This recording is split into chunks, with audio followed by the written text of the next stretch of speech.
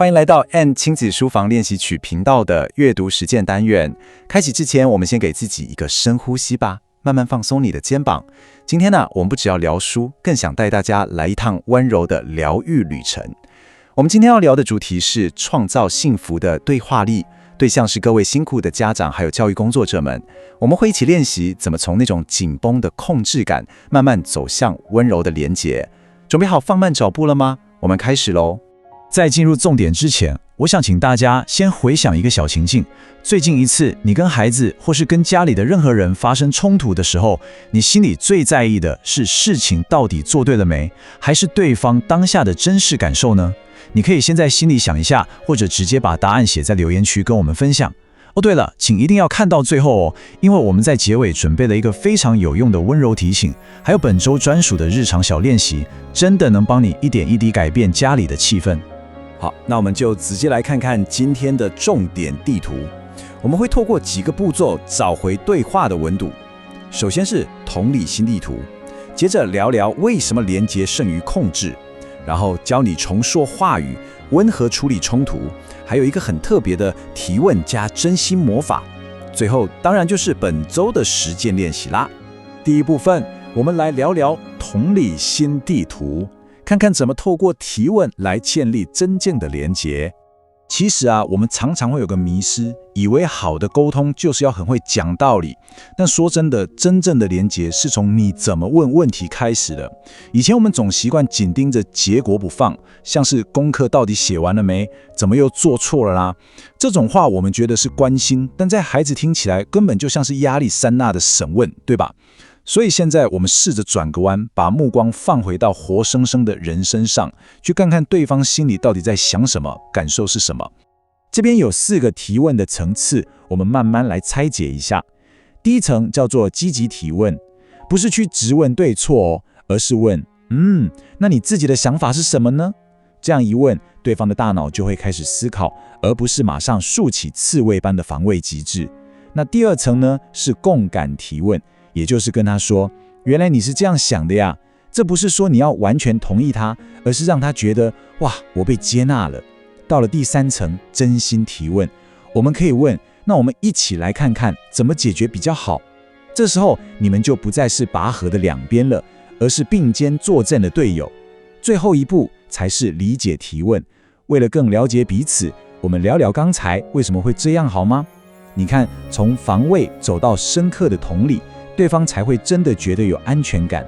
大家可以把这句话轻轻放在心底，从你做错了什么变成你经历了什么，这真的是一个超级关键的心态转变。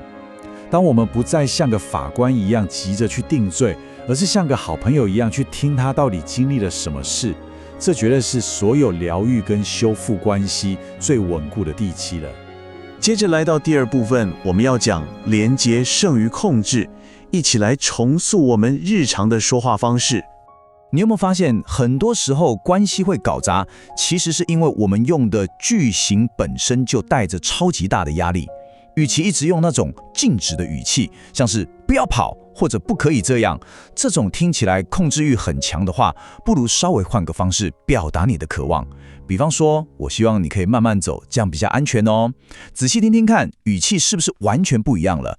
后面这句话传递出来的是纯粹的关心跟爱，而不是冷冰冰的指责。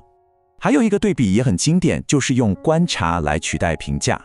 当我们很直接的评价一个人说你怎么这么懒，或是你都不认真，对方听了绝对是又气又受伤，对话的门瞬间就关上了。但如果我们只是客观地说出我们看到的，我发现你今天写作业好像有点卡卡的，这份温和的看见就能为彼此留下一扇温暖的沟通大门。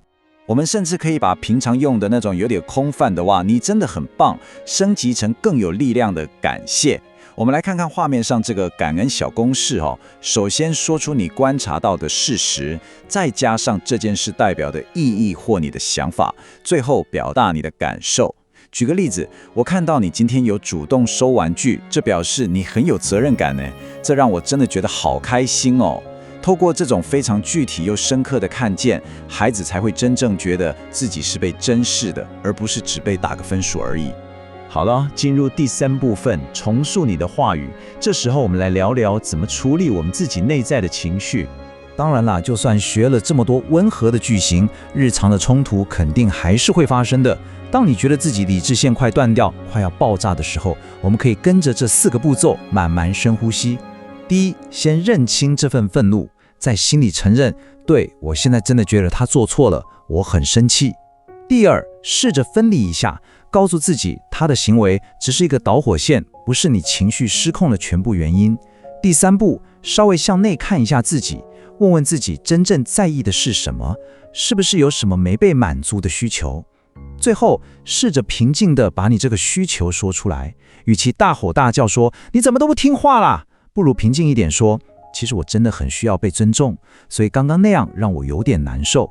相信我，这样说真的有效非常多。第4部分，温和处理冲突哦。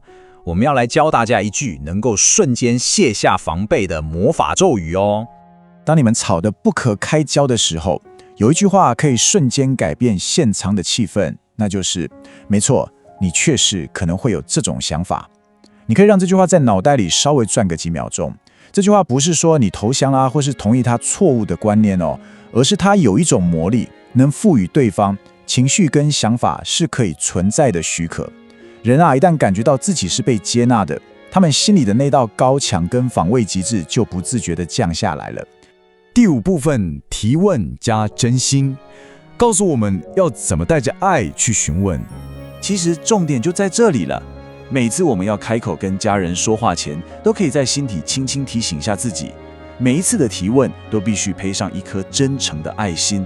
我们问问题真的不是为了逼出一个标准答案，而是要让对方在你的问题里感觉到，我在乎你。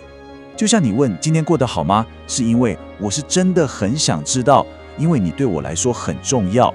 这才是沟通最核心的地方，让对方知道他是深深被爱着的，而不是被当成下属一样冰冷的管理者。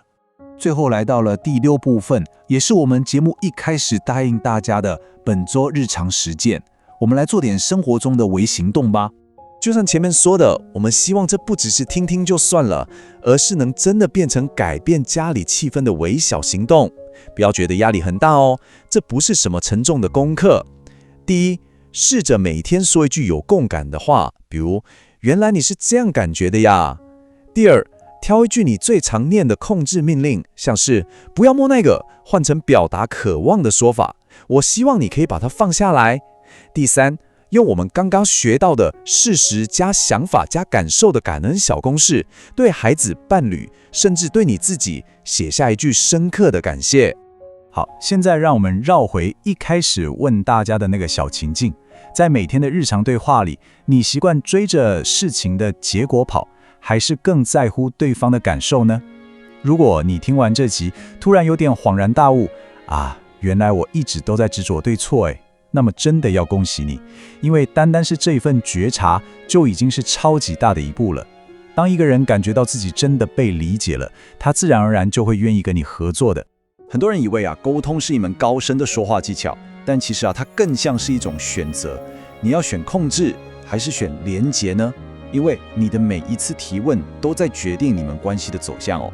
非常欢迎你订阅 N 亲子书房练习曲频道，也邀请你在留言区温柔地跟我们分享一下这周的3个小行动里面，你准备先挑战哪一个呢？我们下一次的阅读实践单元再见了，祝福你还有你的家人今天都能充满平静与满满的爱。